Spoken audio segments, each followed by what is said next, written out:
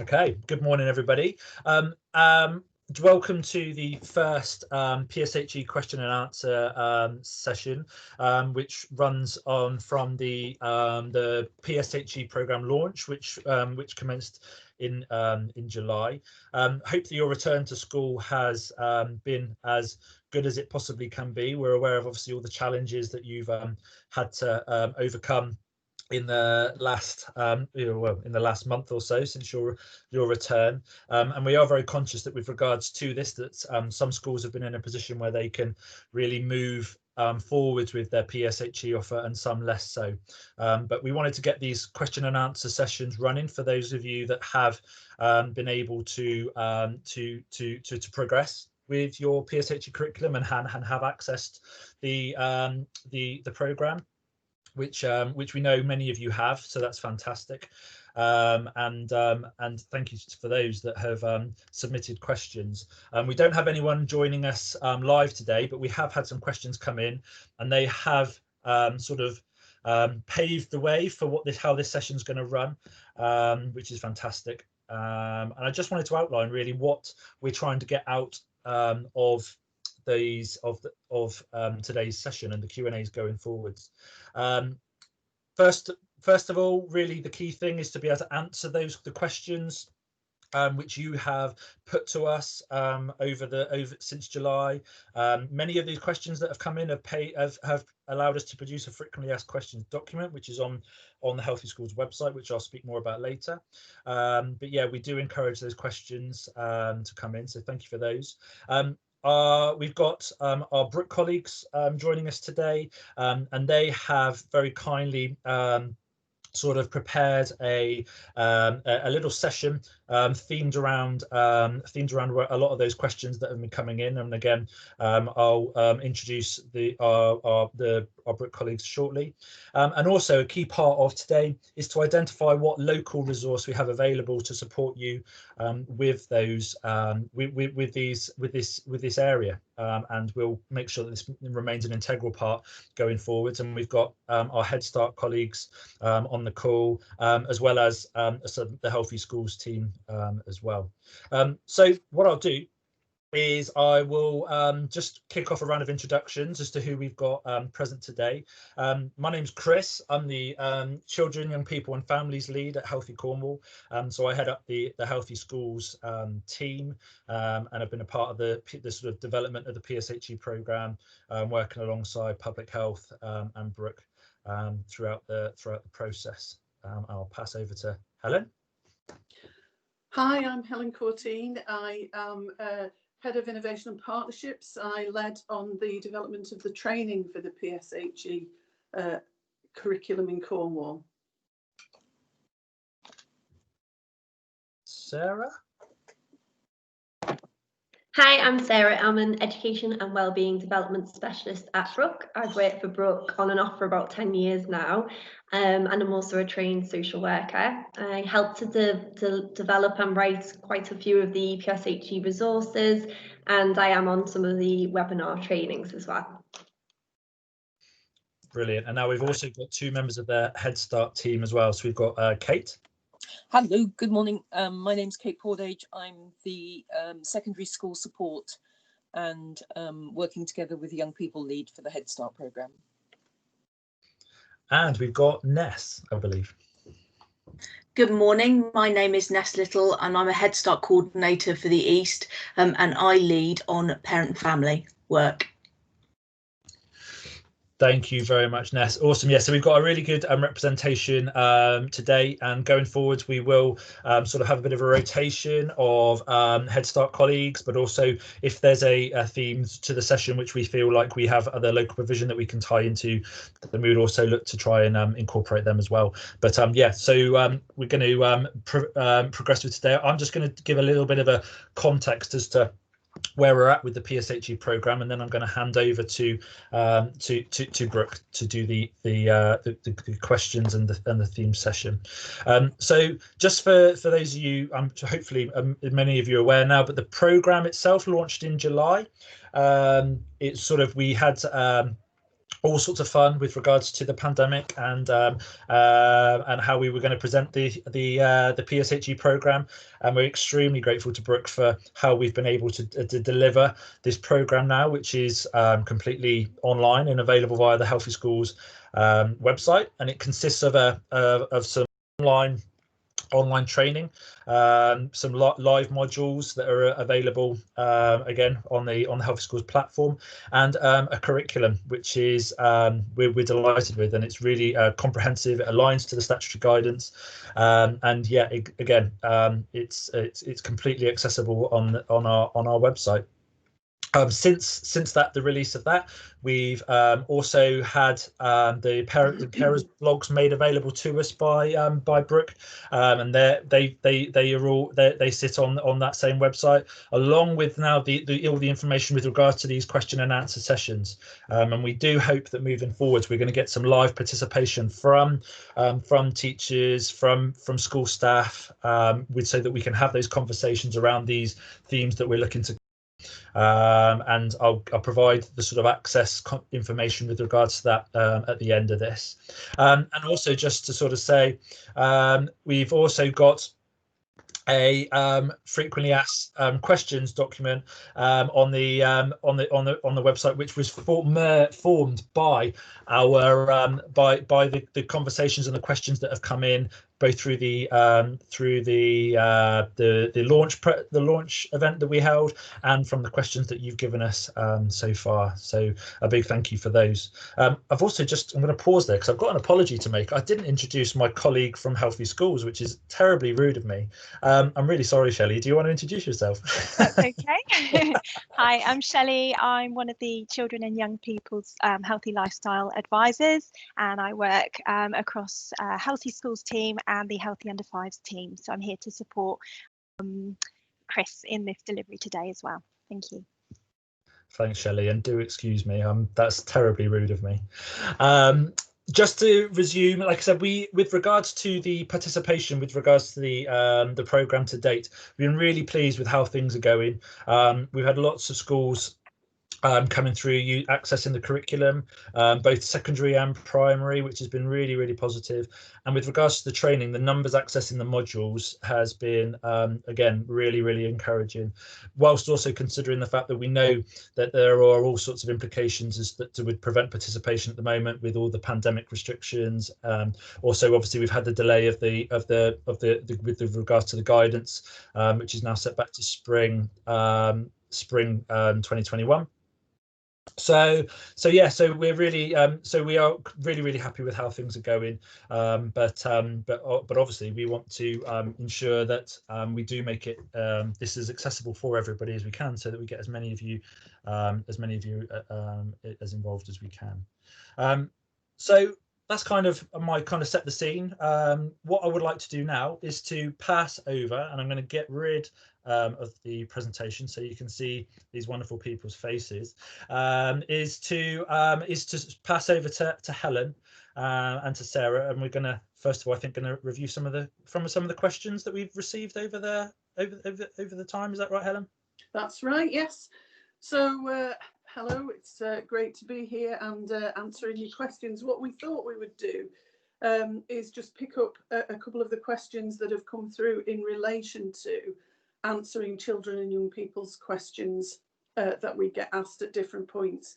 And in particular, we've had questions around answering young people's questions that we think may not be age appropriate, or we have a concern about the age appropriateness of any answers that we might give. And the second is when children and young people ask us questions and they are phrased in a way that is discriminatory.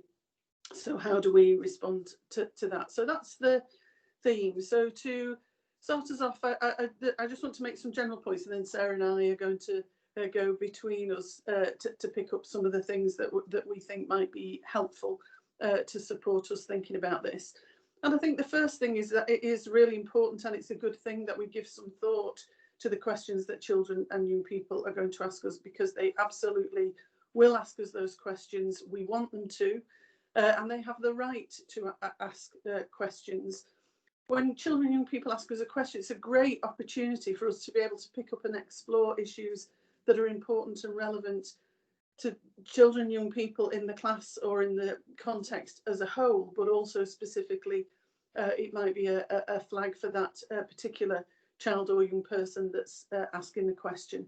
Gives us an opportunity to correct any misinformation, any misunderstanding that a child or young person has, and we should view them as a learning opportunity. And I think if we think of them as a learning opportunity, that really helps us in how we approach some of the more difficult and challenging questions that we are likely to get.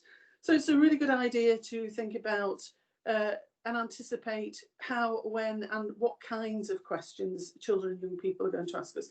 So they're going to ask us in class, they're going to ask us in relation to the topic, they're going to ask us in relation to when a topic has prompted something that is part of their life experience. And you might want to think about having some sort of structure, we call it in Brook sometimes an ask it basket, a question box, but some sort of mechanism whereby children and young people can flag a question that they may want to ask that is really important to them, but they're not necessarily feeling comfortable to do that in a classroom context or on a one-to-one basis. So you might want to think about having something like that and giving some thought to how you would answer questions that come up in that, how you're going to structure that, feed that into your lessons, and how you would answer any of those that are anonymous but you're a little bit concerned about. Because by and large, we're mostly going to be able to answer the questions that children and young people ask us in PSHE. But sometimes the issue is they'll ask us a question, we just don't know the answer. Our knowledge isn't there in that particular area. We're not quite sure how far to go. Or it's a topic that is sensitive within our school, or it's sensitive within our community. Now, there's some forward thinking we can do on this. And if you look at the module 6, where we talk about sensitive and challenging issues, those are conversations that you can have. What are the topics that are sensitive in our school? And they're likely, and it's well recognised, that they're going to be different at different times and different for different schools. But to give that a little bit of thought and to think about how you might respond to those. It's really important that we're open and honest with parents, carers and children and young people with how we're going to deal with and respond to questions. We may be able to answer some in the classroom. We may want to answer a question outside the classroom because it's not a question that is relevant to everybody. And Sarah's going to be talking a little bit more about that in a second. So that contract that we establish at the beginning is a really important place to talk about questions and how we'll respond to them. One other area that I think before we move on is to think about how we are going to answer the questions for children and young people who are withdrawn from any aspect of relationships and sex education element of PSHE, because those children and young people absolutely still will ask us questions and still have the same rights to have those questions answered. So that might be something that you want to consider putting in the process whereby you make that agreement with the parent or carer that young person will be withdrawn. And we talk about that being a relationship of trust and the importance. The statutory guidance recognises the importance of children and young people having the right to have the right information. Even when they have been withdrawn, they are much more likely to get information that might not be factually correct. So that might be something that you want to give some thought to and be very clear with parents and carers how you will deal with that. And within your school, as part of that, agree the thresholds that you would have for sharing any questions that children and young people ask, sharing that with parents and carers, because that is really crucial around young people building up trust with us as educators and teachers, so that they know when a question has prompted our professional curiosity, we're a little bit concerned about what's going on, but be very clear about where your thresholds are and how you're going to communicate that to young people. So that's a general introduction from me.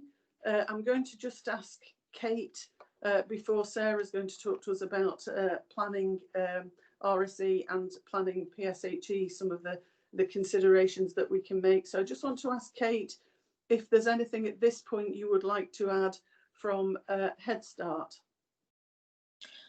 I think, thank you. I think some of the areas you touched on in terms of sensitivity of questions actually also fit in with dealing with mental health and emotional health and well-being issues.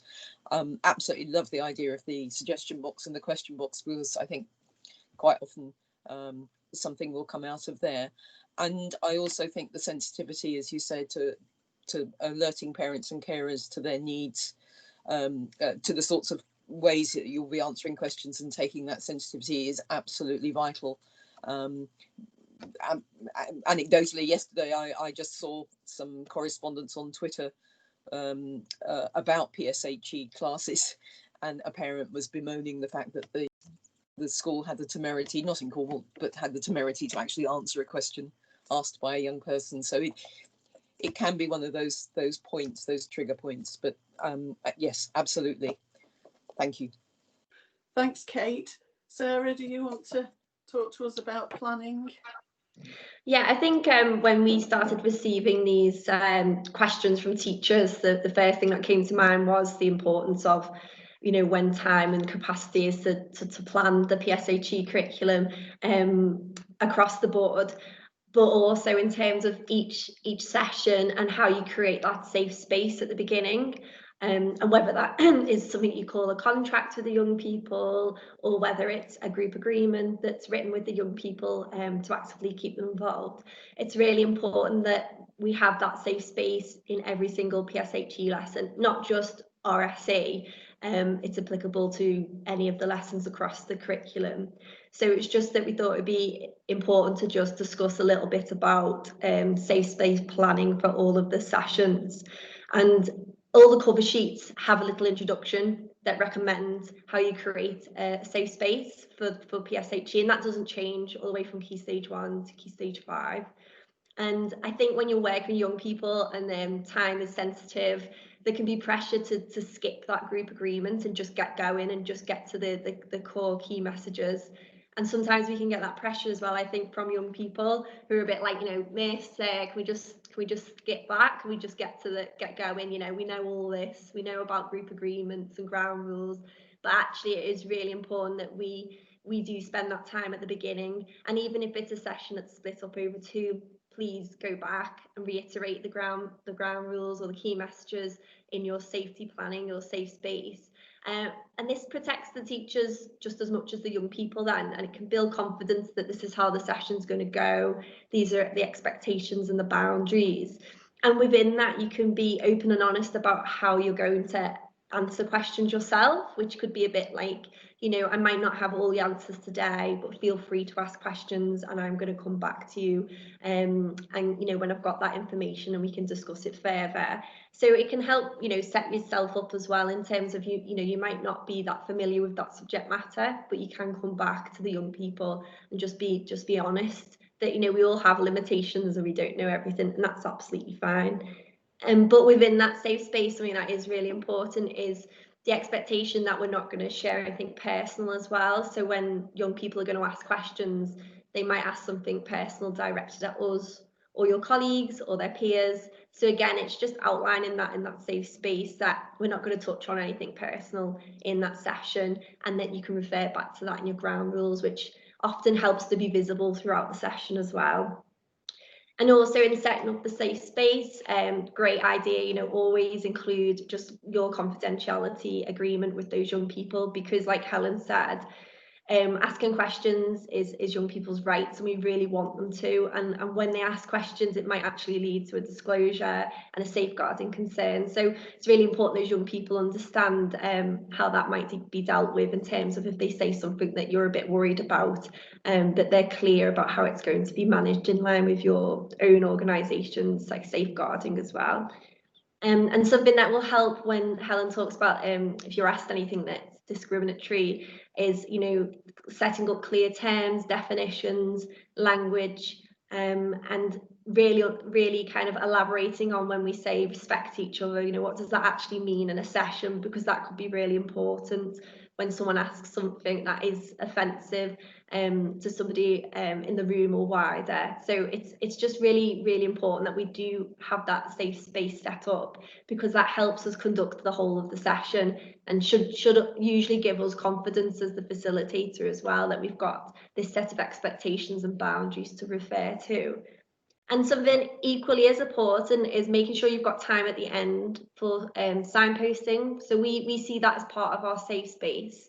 So you might get asked something that, or a young person might have questions, but they don't feel confident right now, and they are going to go and look it up themselves.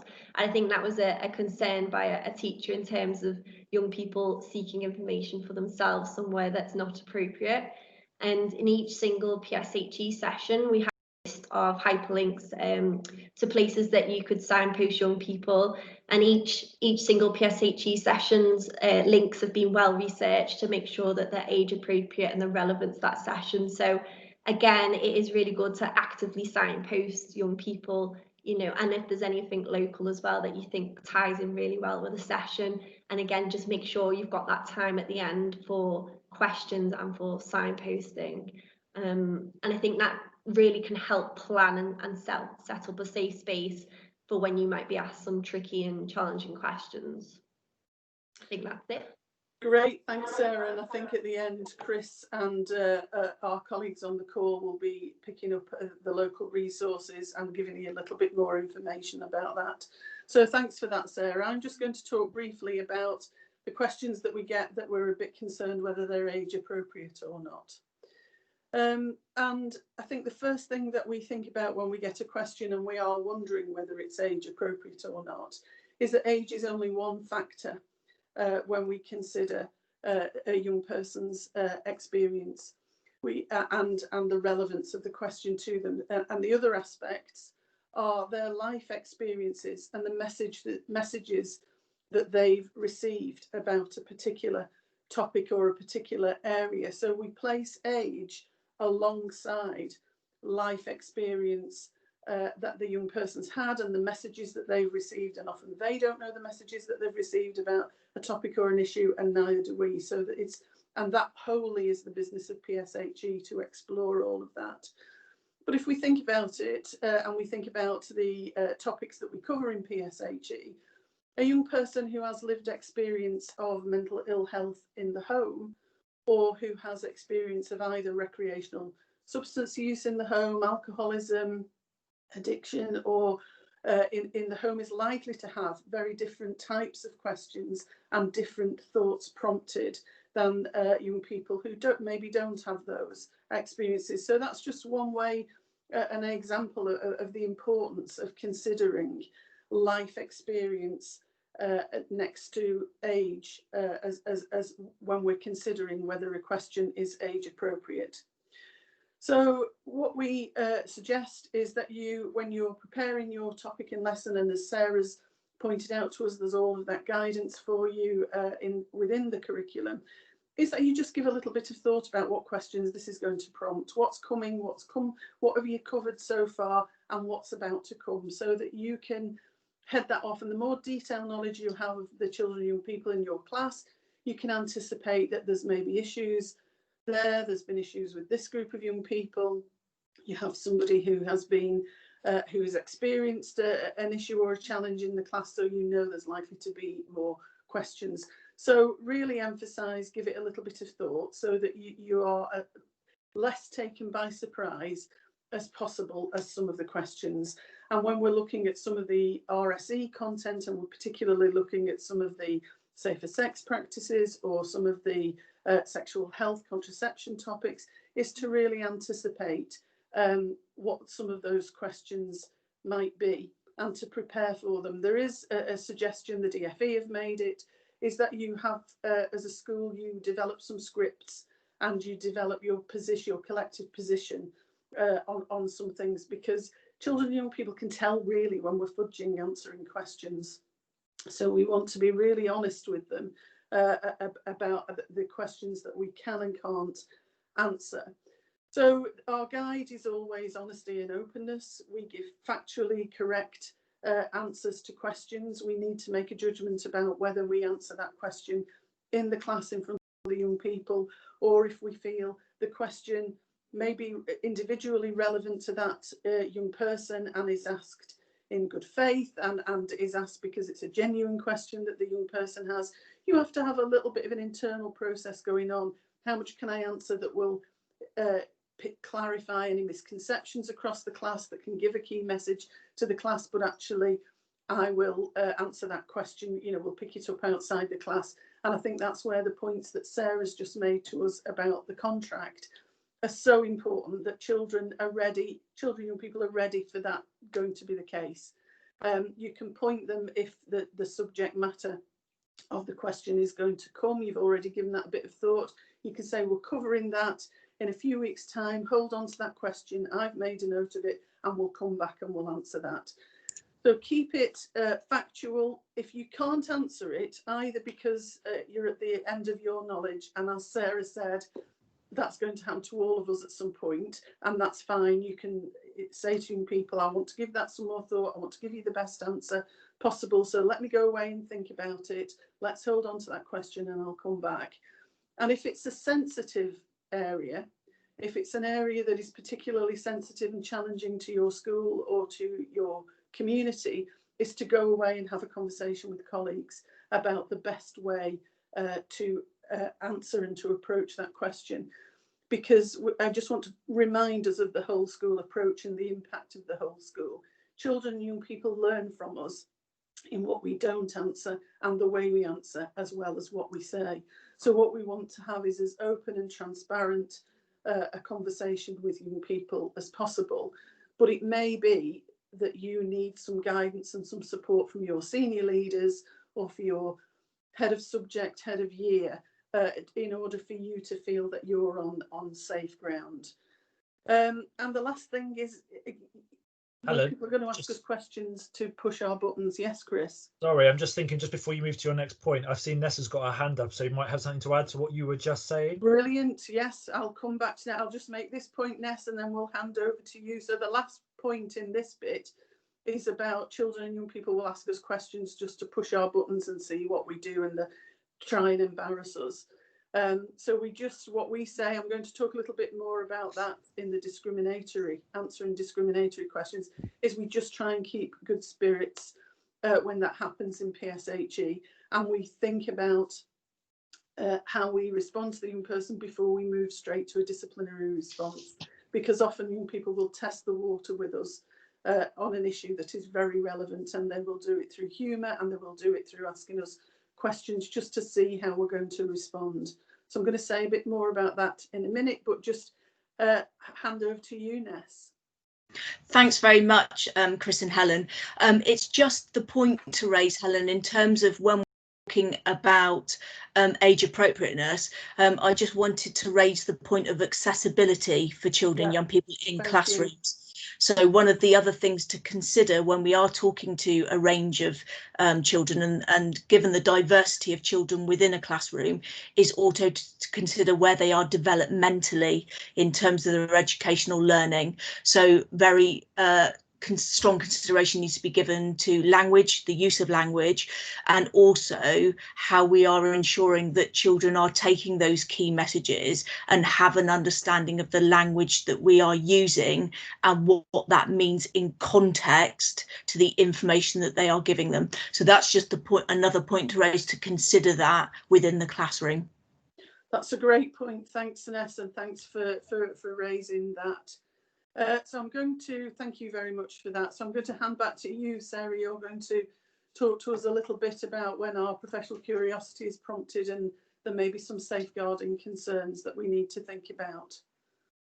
Yes, I think, like we've said already, is you know, the opportunity to ask questions and have these further discussions can often lead to disclosures by young people, which is, you know, an opportunity to help somebody, to support somebody or one of their peers.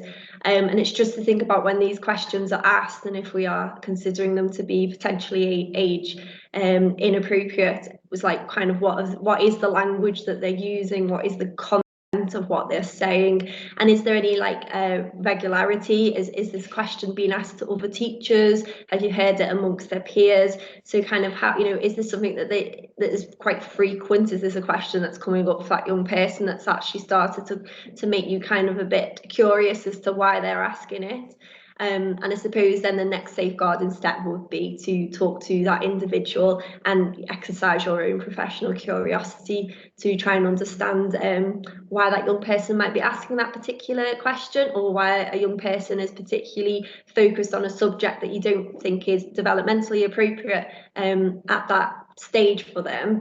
And a good starting point can be, you know, to talk to the young person on their own one-to-one and say, you know, it was a good question that you did ask in class today, and I'm just wondering, you know, why is that important for you? And just to open up the conversation a bit for that young person, because it could be something as simple as that they've seen it on TV, or it's something that's going around social media, or it could be something that's actually you know, does involve some more safeguarding, and obviously you would follow your own safeguarding procedures and policies, but it's just to have a bit more of an understanding of that question and what that question means. And like Helen says, sometimes young people do say things that push our buttons and can be quite personal, but it's just understanding the context a bit more of why they're asking it, and potentially seeing if it's something that they're inquisitive across other classes as well, with other teachers or with their peer groups. Great. And did somebody else want to say something then? No. Okay. So I'm just going to just briefly look now at answering questions that are framed in a discriminatory way, because that can be difficult for us to know how to respond, because what we don't want to do is to immediately respond with a disciplinary response to somebody asking a question, because what we know about prejudice discrimination is that it's complex, and the messages that children and young people receive are complex, and it's absolutely the business of PSHE to unpack that and to support the children and young people to acquire positive, inclusive values. So it is important that those questions are answered, that we don't resort to sarcasm or put downs, and we don't immediately, our first response isn't immediately to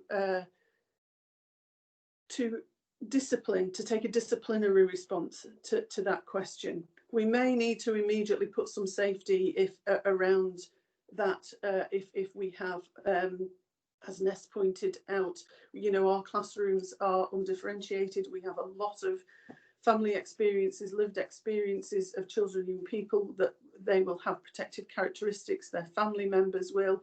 So it's likely to be sensitive. So you may need to think, do you immediately need to say something that puts a context around it, but that doesn't immediately blame the question asker.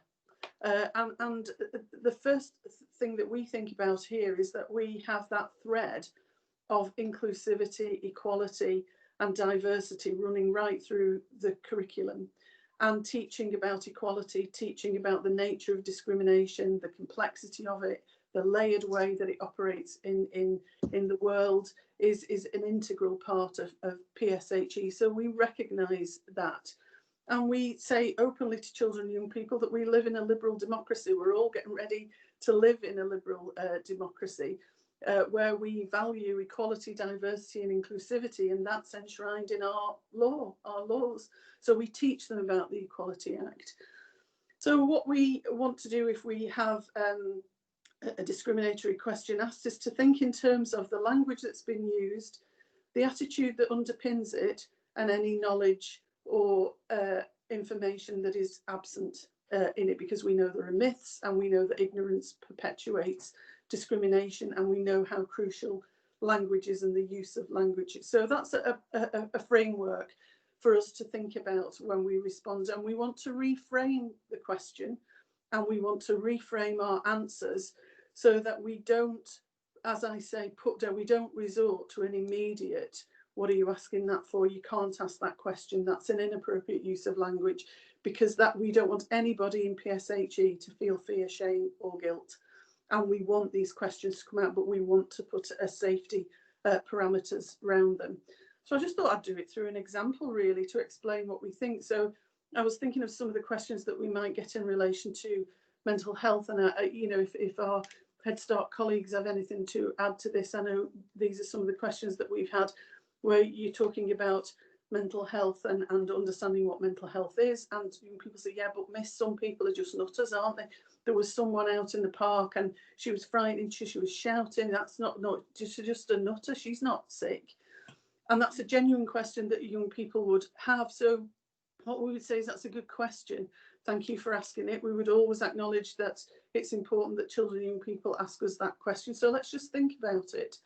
And you use your language, knowledge and attitudes as your frame. So we think people with mental health issues and mental ill health often experience really challenging symptoms that are outside what we would consider normal and ordinary experiences. And they're so outside what we would experience as normal, they're bizarre, that they seem funny and they can be frightening. And that's how we end up with names like nutter to express that. And at that point in this, I would suggest that we ask the class, can we think of any other names that are used to describe people? So you might get loony and crazy. So when you are answering the question, to put the sanction around the use of language and the use of the word nutter, you have other words so that you're not coming back. So the person that's asked that question is not ultimately going to feel they've been put down. So you ask for other words, and then you give some information that what we say is that people who have lived experience of mental ill health, they will tell us that the use of those words make them feel unaccepted, it makes them feel isolated, makes them feel worse, it feels like they'll never get better, they'll never be accepted.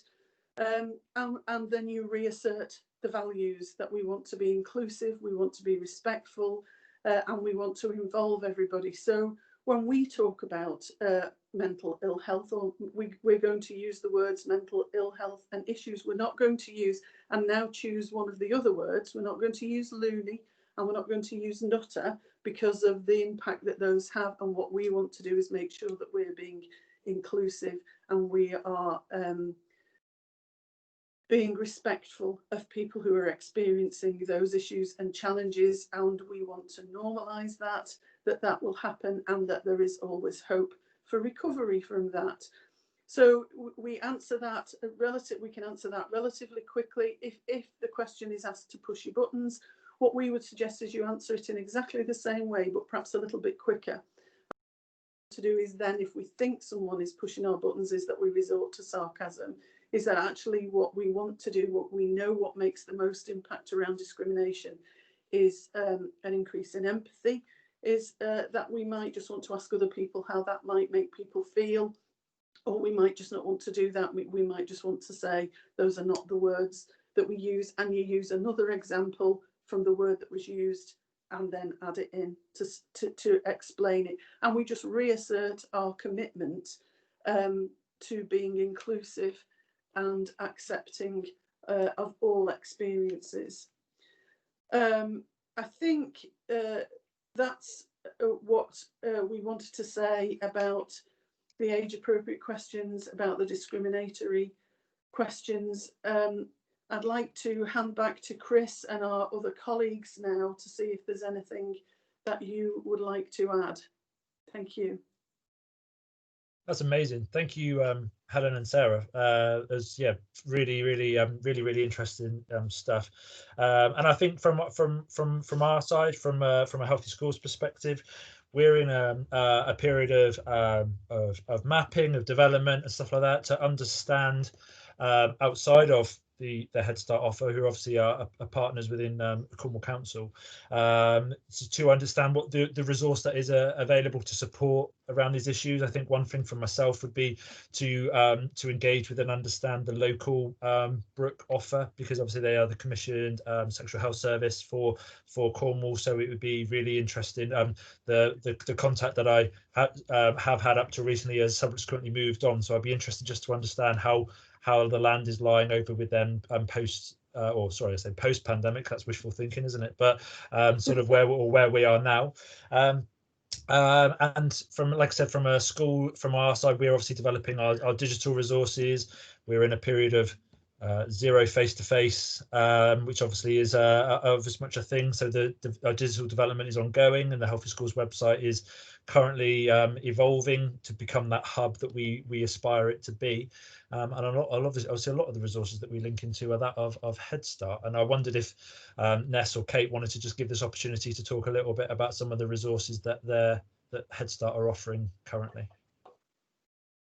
I'll kick off, Ness, and yes, of course.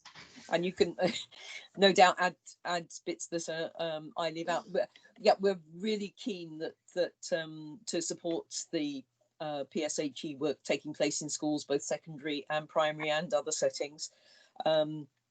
We believe quite a bit to offer, particularly around the whole school approach, which is a fantastic way of making sure that the PSHE work that a school does lands really well and has a whole system around it that will enable links with parents, young people's voice, needs assessment, policies that will support the PSHE work in the classroom. We have had the pleasure of working very closely with Brook and Healthy Schools on looking at the curriculum and ensuring things like trauma-informed work is included, along the and I'll leave Ness to talk about that, the excellent work around work with parents and the SPACE programme. I think, like Chris, we're trying to be very on digital and accessible online. What we will do, what we have available is on the Healthy Schools, let's try that one again, the Headstart website.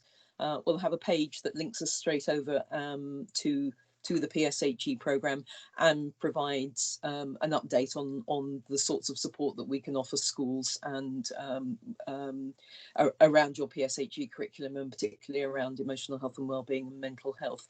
And I think we're very keen to make sure that those links are seamless for schools, and that we help highlight the local offer in a way that hopefully makes some sense to schools and brings a bit of coherence around it. So we'll try and make sure that we're listing as much of what we know around emotional health and wellbeing, mental health support in Cornwall, and also sharing good practice that we absolutely know is taking place in schools, so that others can benefit from it. Ness, would you like to add something?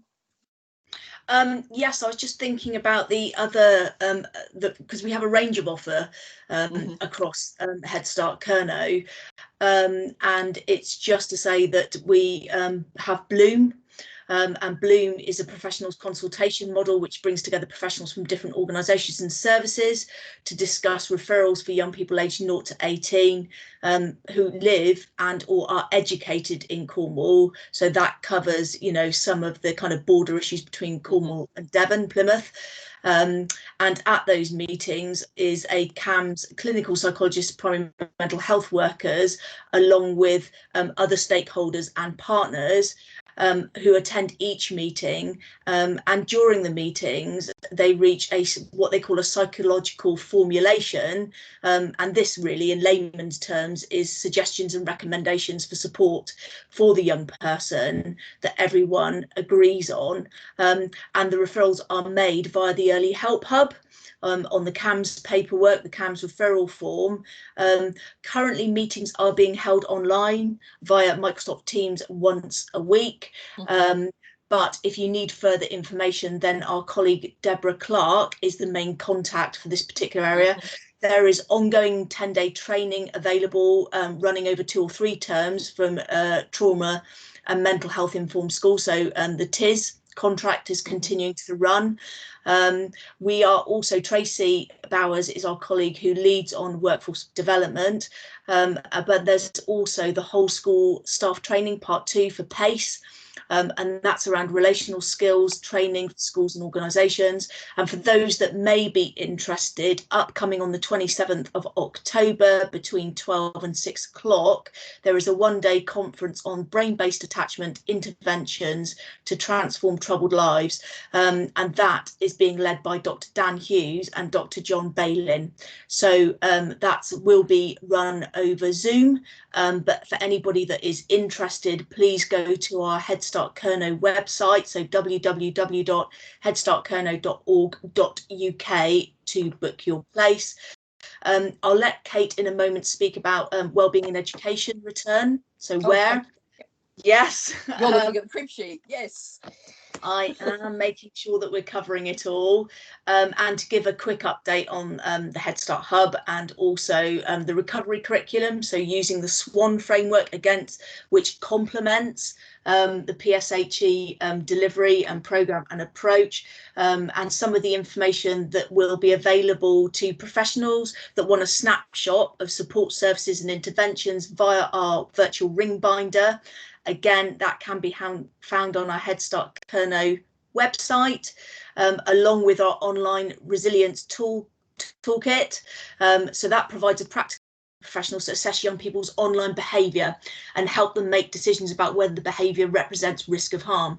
So everything that we've discussed thus far about online safety, age appropriateness, safeguarding, safe spaces, this online resilience tool will certainly complement some of the delivery of the PSHE programme to young people by giving further avenues for discussion and to talk through some of those concerns that young people may have in terms of accessing online content. And it was developed as part of a digital work stream of our programme in partnership with Bournemouth and the Professionals Online Safety Helpline. So, and the other thing to note is that about 1,000 children and young people in Cornwall were involved in the development of this and contribute to workshops and discussion groups. So it was designed and developed over a 3-year period. So a really well considered and well timed now piece of work that has gone live and already to not just local but national acclaim. So it's hit the ground and has been very well received. And for schools, just to remember that obviously the wellbeing measurement framework is still there for you to be able to kind of assess what is happening within your schools, where the gaps are, where there may be areas for concern that you may have, so you can then be flexible in your approach to delivery of PSHE to maybe cover and be able to discuss some of those concerns that may be raised. So one of the things that in recently has been raised in terms of concerns and anxieties for some young people is around the environment and climate change, and some of the Black Lives Matter conversations and discourse that's been happening locally and nationally. So that can that's a great tool for helping schools to look at ways and to have a planned approach to having discussions and open discussions with children and young people. And I'll let Kate talk about kind of like the start now as well. And the last thing really just to say from my perspective is around our kind of parent and family approach. So Kate is right, we have a newly developed parents programme, which again aligns to the trauma-informed approach that we have adopted throughout Cornwall and looks to align with PSHE and other programmes available across Cornwall. And we wanted to get away very much from some of the stigma associated with parent programmes, and to break down some of the barriers associated. So in terms of the psychological connection for parents with programmes and what that might mean to them. So we purposely called it SPACE, which stands for Supporting Parents and Children Emotionally. So that gives a very clear message of the purpose, the function and the intent. Currently it's not being run live because it's intended, it is relationship based. So it was intended to be a 5-week face-to-face programme. So professionals would have 2 days training. They would then be space facilitators across all organisations. So it's not necessarily school specific, because again, we were looking for organisations, agencies to train in space, so that for those parents that were finding it a challenge to maybe go into schools because of their own historic experience of education and dealing with education, they had other avenues to be able to access space in a neutrally agreed venue. So we are currently looking at the delivery of that going online, and then once schools are trained to deliver space, they can either then deliver face-to-face sessions with parents when that is accessible and available, or online delivery to parents. But again, it's about considering the point that we raised earlier about not all parents will necessarily want to access online provision, and it's about how we then make that accessible to parents, and again for parents that may have learning disabilities or other disabilities like sight or hearing loss, how we also ensure that they are still getting the same key messages. So over the summer period we did put together 5 fact sheets. So they are space fact sheets. Again, they can be found on the Headstart Kernow website. But for any questions for any schools, then I'm the main lead and the main contact. So Ness Little, or ness.little@cornwall.gov.uk, and coming to a space near you soon, we will be running 90-minute preliminary sessions to introduce space and to introduce parents to the concept of trauma-informed practice and what that means for them and their children. Over to you, Kate. Wow. Follow that. Thanks, Ness. Just a quick one. The WMF is currently only available to the secondary schools at the moment, but there is a primary school version available, but schools would have to in themselves. Just to go back to the couple of things that Ness mentioned, you may well have heard in schools about the DFE funded and led training, wellbeing education for return to school. They have provided a sum of money and a set of resources, and people throughout the local authorities in England have been invited to train to deliver this training to schools and colleagues in the local area. In Cornwall, where Headstart are working very closely with the Educational Psychology Service and other partners, not only to deliver the training, but to deliver a bespoke version of the training that reflects all the things that are going on in Cornwall and will provide a rich context for the local offer. That training is currently being developed at the moment, and we anticipate it will be available in a variety of ways, through live webinars, pre-recorded webinars for people who can't access the live sessions. There'll be a train the trainer for any member of the school staff who wants to deliver themselves, perhaps in their own school setting or across a mat or something like that. The training will be in 2 parts. The first part will be a sort of overview, general instruction, and the key themes are relationships,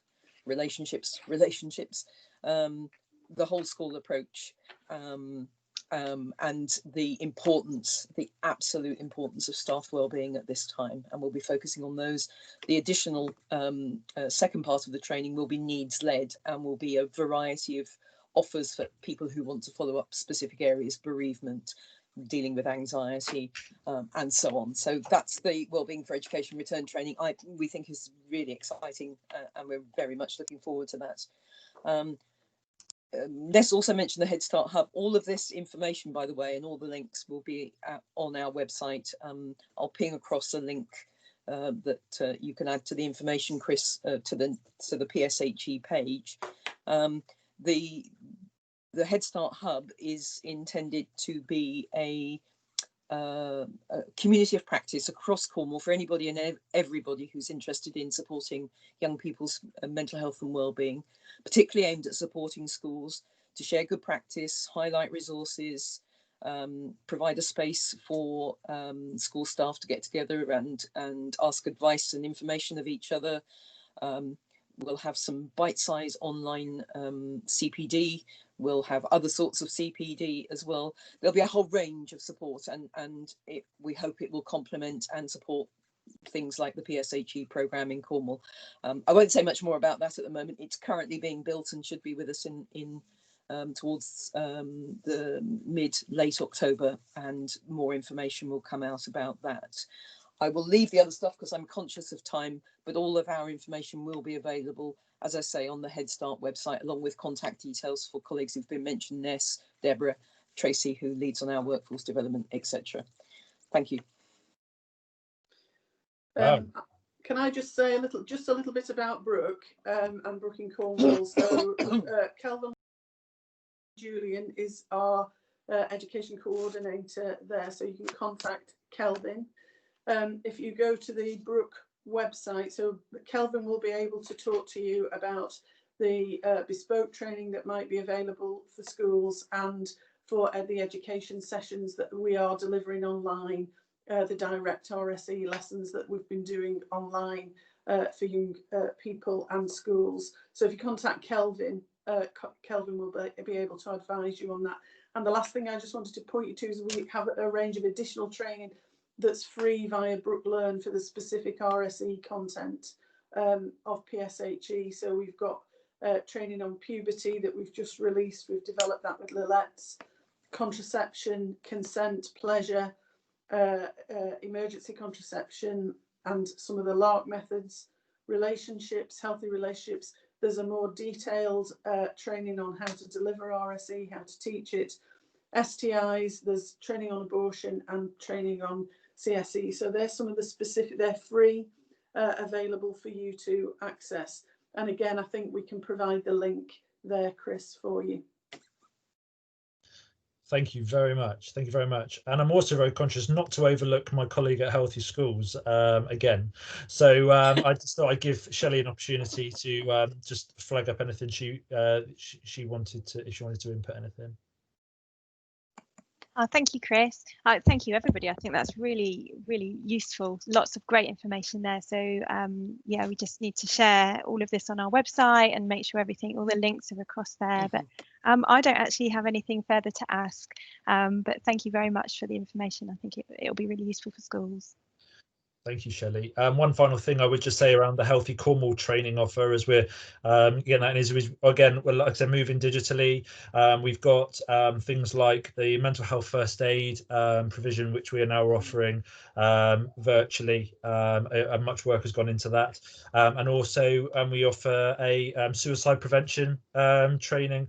Obviously, we do deliver assist, but obviously due to our inability to deliver face-to-face, we've had to pause our offer with regards to that. But there is an online suicide prevention training which we're offering, which is free of charge. I say free of charge. The only charge is the resource, is the workbook. So it's a hugely discounted from what it would be. And then finally, I'm just going to pop back up my final slide so I don't miss anything, because I am particularly good at doing things like that. Yeah, it'll just come up in a second, and I'll just skip to my last slide.